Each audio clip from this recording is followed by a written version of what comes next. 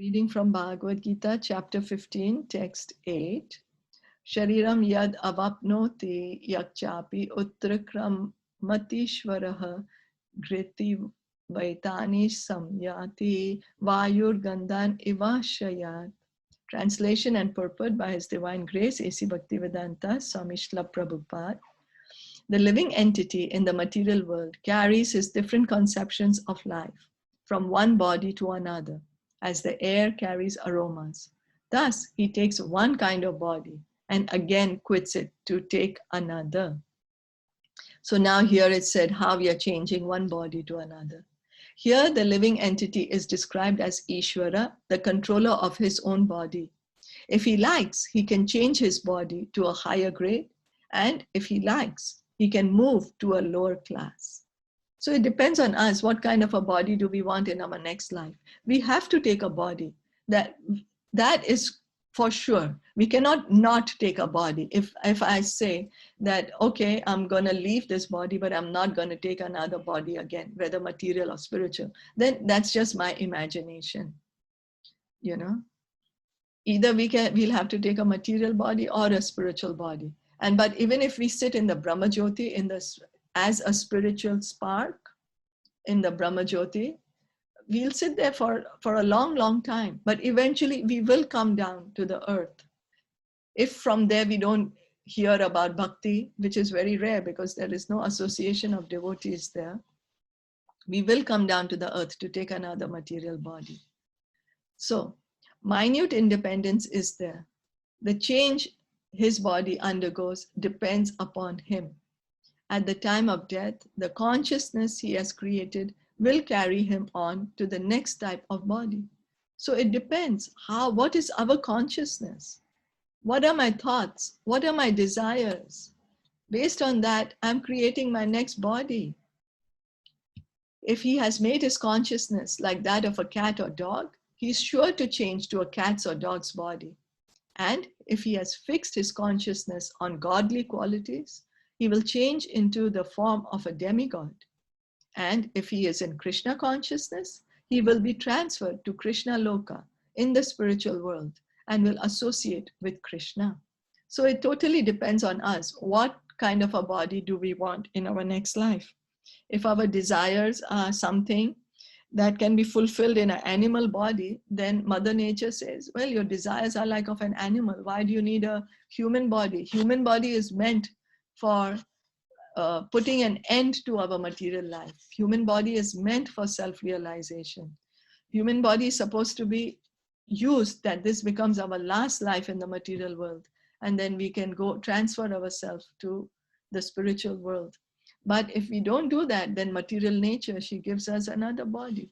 If our actions are as of a cat or of a dog, we'll get a cat or dog body. And that's the reason we are so much stress is given. Follow the four regulative principles. No meat eating, no intoxication, no gambling, and no illicit sex. Just to save us that in the next life we don't become cats and dogs or lions and tigers. Because of that, we have said that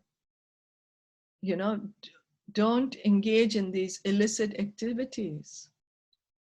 So what we have to do is, if we are trying to have like good qualities, just try to get good qualities, then we will get our next body as a demigod. But if we want to make a permanent solution and get our own true spiritual body, then we have to cultivate Krishna consciousness. We cultivate Krishna consciousness by hearing and chanting. Chant the Hare Krishna mantra, hear about Krishna from Bhagavatam and Bhagavad Gita, associate with the devotees, follow the four regulative principles, and we can get a spiritual body.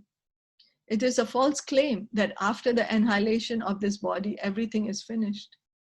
It's a false claim. I can imagine it, but it's not true. I can think that that's what's going to happen, that after I give up this body, there's nothing, everything is zero. I'm never going to exist. But that's just my thinking. But but the fact is that I will take another body. That's the fact. The individual soul is transmigrating from one body to another, and his present body and present activities are background of his next body. So we are creating our own destiny. We are the one. Our every thought, word, and action, we create our own destiny. We are creating our next body based on our actions today. One gets a different body according to karma, and he has to quit his body in due course. It is stated here that the subtle body, which carries the conception of the next body, develops another body in the next life. The subtle body is our mind, intelligence, and ego. So all our desires and our, lust and all that is situated in the subtle body. And then this subtle body, it goes together with the soul. When we leave this gross body, so the soul is still having the subtle body, which is the mind, intelligence, and false ego. So this and the Paramatma, and then we go into a new body, depending on what karma we have done.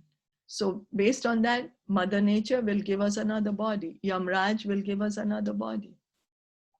This process of transmigrating from one body to another and struggling while in this body is called karshati, or struggle for existence.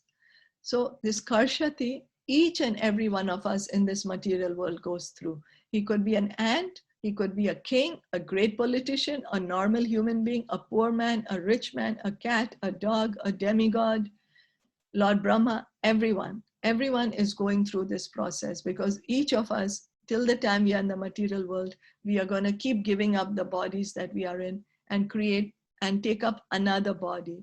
And while the time that we are in the body, we are struggling. Maintaining the body is a struggle. We have to work. There's so many things to be done. It's not easy. We look at others and think, oh, the other person has already solved how to be happy in this life, and only I haven't. No, the fact is everyone is suffering, because the material world is like that. The thing is, some may not even know that they are suffering. Many of us don't know that we are suffering.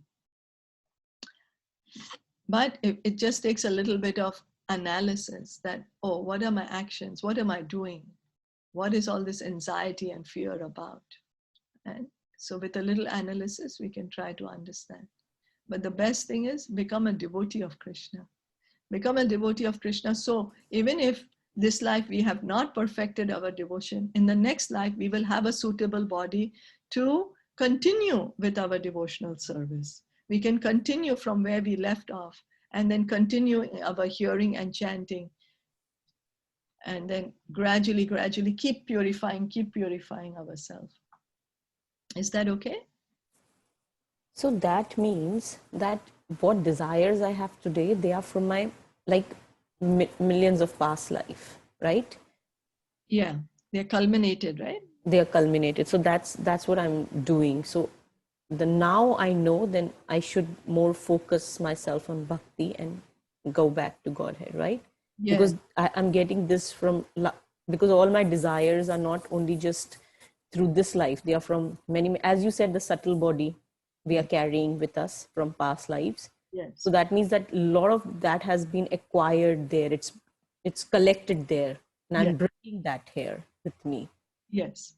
So it's still there with me. It can come out anytime if my desires, or if I go in an ignorance mode or any other mode, then it can just come up, right? It can just. That's right. Yes.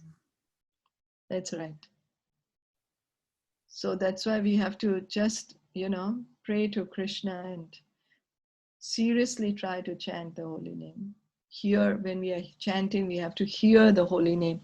Then what happens is Krishna within the heart will clean all these desires. We don't have the capacity to take them away, but Krishna within the heart will help us clean these material desires when we are hearing his holy name properly and hearing from Bhagavatam and Bhagavad Gita.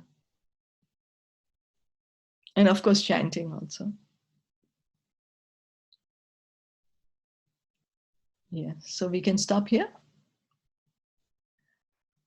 Is that okay? Yeah, okay. Thank you.